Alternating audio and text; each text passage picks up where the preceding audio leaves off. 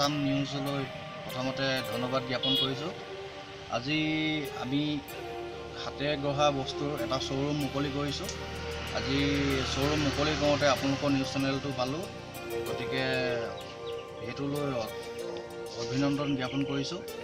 লগতে আমি ভাইটি আৰু আমি ভাইটি দুজন আৰু মই গোটেইখিনি ঘৰতে হোমমেড যিখিনি বস্তু আৰু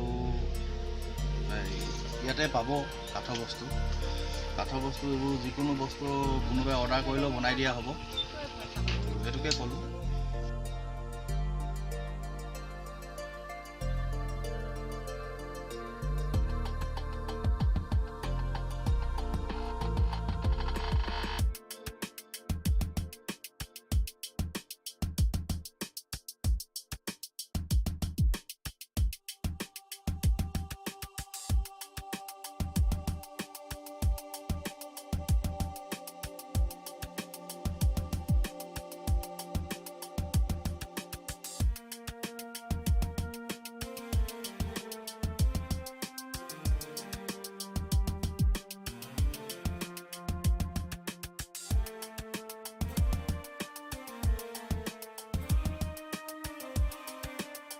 প্ৰথমতে এক্টিভ আছাম নিউজটোলৈ ধন্যবাদ জ্ঞাপন কৰিছোঁ।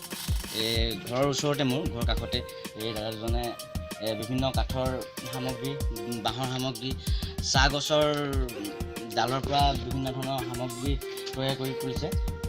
বহুত ধুনীয়া, মানে খুব সুন্দৰভাৱে এই সামগ্ৰীসমূহ ঘৰতে তৈয়াৰ কৰি উলিয়াইছে।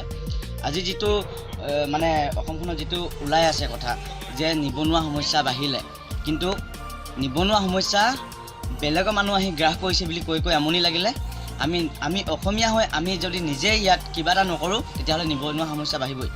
আমি নিজৰ কামটো আমি নিজে কেতিয়াও কৰিবলৈ নিবিচাৰোঁ। আজি আমি ঠেলাখন ঠেলিবলৈ লাজ কৰোঁ, সাধাৰণ খেতি কৰিবলৈ লাজ কৰোঁ, কিন্তু আজি এই দুজন দাদাই আমাৰ এইখন আমাৰ গাঁৱৰ নহয়, তেওঁলোক নহয়, কিন্তু আমাৰ এই অঞ্চলটোৰ এটা স্বাৱলম্বিতাৰ যি দিশ দেখুৱাই গৈছে, তেখেতলোকলৈ ধন্যবাদ জনাইছোঁ। ৰাইজকো এটা অনুৰোধ, আহক আপোনালোকে অতি সুন্দৰ ঘৰতে তৈয়াৰ কৰা সামগ্ৰী আছে।